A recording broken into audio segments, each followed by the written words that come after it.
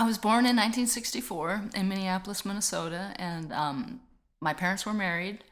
And I have a sister who's a year older than me, and a little brother who's a couple years younger. And he was mentally, or he still is, he's mentally retarded and autistic.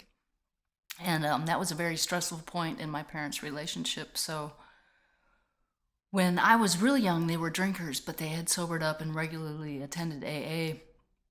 And they continued to have problems. I believe my parents' son was given up as a ward to the state of Minnesota probably when I was about 9 years old. And shortly after that, my parents got divorced. And then shortly after that, my mother had her problems and she committed suicide. And that is my traumatic event from my childhood. Shortly after that, then within like another year after that, my father got remarried to a school teacher who was a very steady, stable woman, and we moved to the suburbs outside of Minneapolis. And that's when I started experimenting with drugs and alcohol and smoking cigarettes. And eventually, me and my sister just got more and more involved with that lifestyle and met more and more kids who did that sort of thing. And that's what we did on the weekends. And I really didn't think I had a problem with it because it was just something I did on the weekends. But eventually, I got caught in school with marijuana. And my parents decided to send me to a rehab. And my father was an AA, so he was aware of, drug and alcohol abuse. And I think he wanted to nip it in the bud with me. So when I was 15, I went to a rehab, and I got out when I was 16, and I did stay clean and sober for about 3 years after that through going to AA and having a community of AA friends. And then in my early 20s, I started drinking again with my AA friends. And I had a lot of little jobs. I was a courier for mail. I worked in fast food, and I just could not keep a job. I would get into an entry-level position, and I would either quit or get fired, and I just couldn't hang on to jobs. But eventually I started getting jobs in bars, and I knew how to work in a bar. So that's what I continued to do for the next 20 years. I was always able to, I knew about drinking and drug and alcohol abuse because I'd been through rehab, and I was always able to justify my use and say that I wasn't that bad off. But eventually things did start going bad. I got 2 DUIs, and so I had to go through their DUI classes and go to court. At one point, I got really depressed, and I knew that I was really had some problems because I was thinking suicidal thoughts, and I knew that that was really wrong. And I made some calls, and I called some helplines, and I did get help, and I went through an outpatient treatment program for homeless people because I was actually homeless at the time. And I stayed sober for about a year and a half after I went through that treatment center. And I got a job that I really loved. I adored that job. I just really loved the company and the people that I was working with. And I started drinking again while I still had the job, and eventually I lost the job, most likely as a result of my drinking. So I fell into another deep depression, and I became homeless again. I lost my house, my truck, my friends, my family's love. And I stayed homeless for about 3 years, and I was in and out of jail several times for trespassing and charges like that. And one day when I got out of jail, I met a guy on the street, and he was from Carrollton, Georgia. And we came down to Carrollton, Georgia to stay with his mother for a little while. And we couldn't stay there forever, so we eventually got enough money together to buy a tent at Walmart and pitched a tent behind Walmart in Carrollton.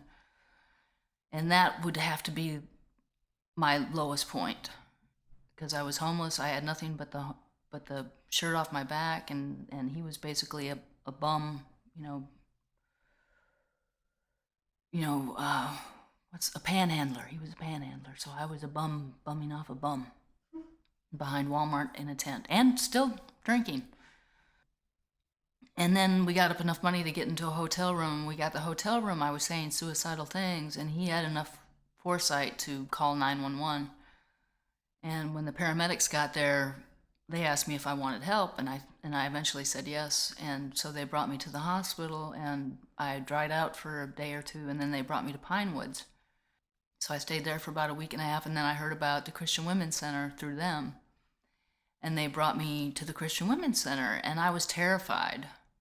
I mean, I still had the shakes really bad from the alcohol, and I was just shaky because I was so frightened about my future. All that time that I was homeless, too, I was suicidal. I just kept thinking about, how am I going to die? How am I going to die? Or how am I going to kill myself?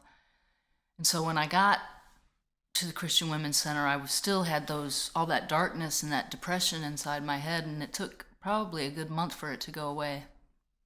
I was actually sitting here in this library reading about the book of Revelations, and at that point I felt like I'd been saved, like God was really talking to me and said, you're okay, you're safe, and Revelations is not a scary book if you're saved.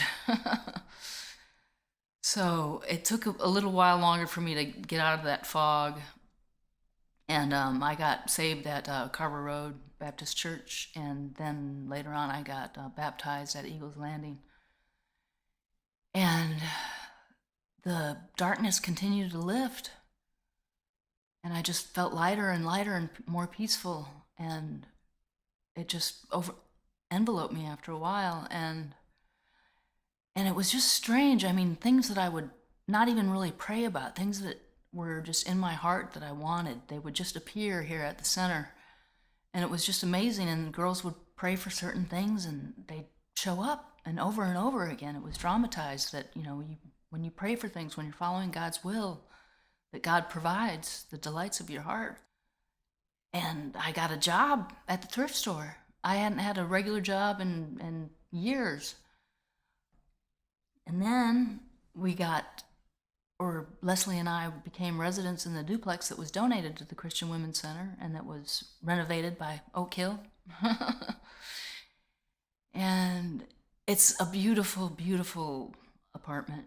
And it just really feels like home. I can't wait to go home every night after work and just be there. And I also got a truck. God blessed me with a Ford Ranger, which is exactly what I wanted. And he keeps blessing us more with Seeds of Change seeds and a garden and just the things that I love to do. Yeah, he's given me the delights of my heart, and I praise God. I'm looking forward to a big garden, and I'm looking forward to girls working in the garden and maybe selling stuff out of the garden, maybe selling plants, maybe a juice bar. I want to give back to the Christian Women's Center, and I want to give back in physical, healthy ways. I want people to really feel God physically. I want, the darkness to lift and there to be light. And that's exactly what he's done for me. And so I'd like to share that with other people. And I'd like to keep sharing my story with other people so they'll know. My name is Teresa Untonen, and the Christian Women's Center has opened my eyes to a whole new life with God and Jesus.